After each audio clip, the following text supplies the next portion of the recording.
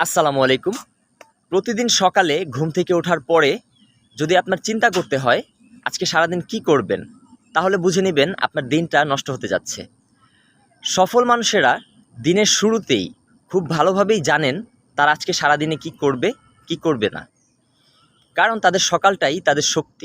প্রতিদিন সকালে ঘুম থেকে ওঠার পরে ঘণ্টাখানেক ইউটিউব অথবা ফেসবুক স্ক্রলিং না করে কিছু বই পড়ার অভ্যাস করুন। কারণ প্রতিদিন সকালের এই মোবাইল স্ক্রলিংয়ের অভ্যাসটা আপনার কাছ থেকে সবথেকে গুরুত্বপূর্ণ সময়গুলো কেড়ে নেয়। প্রতিদিন ঘুম থেকে ওঠার পরে কমপক্ষে ২০ মিনিট শরীরচর্চা করার অভ্যাস করুন। এতে সারাদিন আপনার শরীর এবং মস্তিষ্ক দুইটাই খুব ভালো কাজ করবে। কোনো এক মনীষী বলেছিলেন, আপনি যদি সকালে উঠে মাত্র ১ মিনিট সময় নষ্ট করেন, তাহলে আপনি সারা দিন স্ট্রাগল করেও, সারা দিন খুঁজেও সেই ১ মিনিট সময় আপনি বের করতে পারবেন না, যেই ১ মিনিট সময় আপনি সকালবেলা নষ্ট করেছিলেন।